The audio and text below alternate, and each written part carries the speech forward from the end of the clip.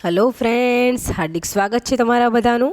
તો આજે હું તમારી સાથે ગાજરના હલવાની રેસીપી શેર કરીશ અને આ હલવો આપણે ઝડપથી બની જાય તે રીતે બનાવશું। સાથે આ હલવાની અંદર આપણે ઘી, માવો, દૂધ કે પછી કન્ડેન્સ મિલ્ક અથવા તો મિલ્ક પાવડરનો પણ ઉપયોગ નથી કરવાના, છતાં પણ આ હલવો ટેસ્ટમાં ખૂબ જ સરસ બને છે અને ઝડપથી બની પણ જાય છે। તો ચાલો હવે આ હલવાની રેસીપી સ્ટાર્ટ કરીએ। તો તેની માટે અહીંયા મેં 500 ગ્રામ ગાજર લીધા છે। આપણે ગાજર આવા લાલ કલરના જ લઈશું, જેથી કરીને હલવો પણ ટેસ્ટમાં ખૂબ સરસ બને।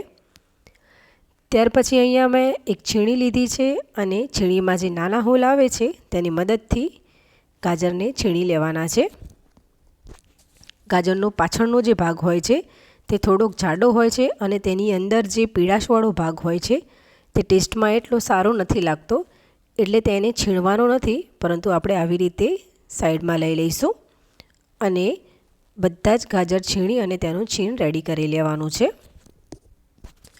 ત્યાર પછી અહીંયા મેં ગેસ ઉપર એક કુકર રાખી દીધું છે અને તેની અંદર બધું જ ગાજરનું છીણ એડ કરી દેવાનું છે। આમ તો જનરલી ગાજરનો હલવો છે એ પેનમાં બનાવવામાં આવતો હોય છે, પરંતુ તેમાં બનતા ખૂબ જ વાર લાગે છે। હવે આ છીણની અંદર આપણે ઘી, માવો કે પછી કોઈપણ કન્ડેન્સ મિલ્ક અથવા તો મિલ્ક પાવડર પણ ઉપયોગમાં નથી લેવાના। ફક્ત મેં અહીંયા 1 કપ મલાઈ લીધી છે અને આ 1 કપ મલાઈમાં જ બધું આવી જાય છે, મતલબ કે તેમાંથી ઘી પણ થશે, દૂધ પણ છૂટું પડશે અને છેલ્લે માવો પણ થશે। મતલબ કે તમારા ઘરે જ્યારે કોઈ પણ મહેમાન આવવાના હોય અને તમારી પાસે જો સમય ઓછો હોય તો તમે આ રીતે એકવાર ગાજરનો હલવો બનાવજો, ખૂબ જ ટેસ્ટી બને છે, સાથે ઝડપથી બની પણ જાય છે। અહીંયા મેં એક સરખું બરાબર મિક્સ કરી લીધું છે। ત્યાર પછી હવે આપણે કુકરનું ઢાંકણ ઢાંકી અને પછી ફક્ત એક જ વિસલ કરવાની છે અને એક વિસલ કરી મીડિયમ ફ્લેમ ઉપર 2 મિનિટ થવા દઈશું અને ગેસની ફ્લેમ બંધ કરી દેવાની છે। અહીંયા કુકરનું પ્રેશર રિલીઝ થઈ ગયું એટલે મેં કુકરનું ઢાંકણ ખોલી લીધું છે। તમે જોઈ શકો છો કે છીણ કૂક થઈ ગઈ છે। ચમચાથી હલાવું તો તમે જોઈ શકો છો કે નીચે છે એ થોડોક પાણીવાળો ભાગ દેખાય છે, મતલબ કે ગાજરે પોતાનું પાણી છોડ્યું છે। હવે આ જે મોઇસ્ચરવાળો ભાગ છે તેને આપણે આવી રીતે હલાવતા રહી અને પછી તેને બાળી દેવાનો છે, મતલબ કે ગેસની ફ્લેમ સ્ટાર્ટ કરી અને પછી આવી રીતે હલાવતા રહેવાનું છે। તો અહીંયા લગભગ 1 થી 2 મિનિટ પછી તમે જોઈ શકો છો કે પાણી થોડુંક ઓછું થઈ ગયું છે। હવે આ સ્ટેજ ઉપર આવે એટલે આપણે ખાંડ એડ કરવાની છે। તો 500 ગ્રામ ગાજરની સામે મેં 1 વાટકી મતલબ કે અડધો કપ ખાંડ એડ કરી છે।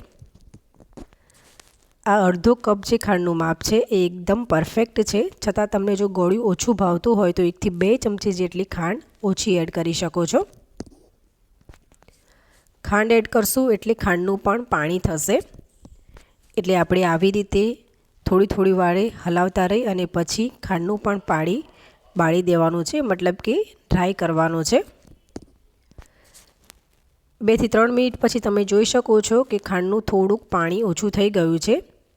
આ સ્ટેજ ઉપર આવે એટલે હવે તેની અંદર ડ્રાયફ્રૂટ એડ કરવાના છે। તો તેની માટે અહીંયા મેં 2 ચમચી બદામના ટુકડા, 2 ચમચી કાજુના ટુકડા અને 2 ચમચી દ્રાક્ષના ટુકડા એડ કર્યા છે। આ ડ્રાયફ્રૂટને મેં ઘીમાં શેકીને નથી લીધા, પરંતુ તમે જો ડ્રાયફ્રૂટને ઘીમાં શેકીને યુઝ કરો તો તમારે આ સ્ટેજ ઉપર એડ નહીં કરવાના, તમારે છેલ્લે એડ કરવાના। મોઇસ્ચરવાળો ભાગ છે એટલે તે ભાગની અંદર જ ડ્રાયફ્રૂટ થોડાક સોફ્ટ થઈ જશે। તો લગભગ ફરીથી 1 થી 2 મિનિટ પછી તમે જોઈ શકો છો કે હલવો છે એ ડ્રાય થઈ ગયો છે, મતલબ કે મોઇસ્ચરવાળો જે ભાગ હતો તે બધો જ એબ્સોર્બ થઈ ગયો છે।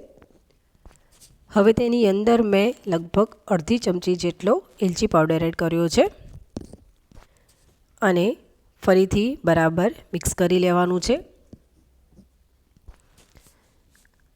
તો ફરીથી લગભગ 1 થી 2 મિનિટ પછી હવે તમે જોઈ શકો છો કે હલવો છે એ એકદમ ડ્રાય થઈ ગયો છે, ઘી પણ છૂટું પડી ગયું છે અને પેન પણ છોડી રહ્યું છે।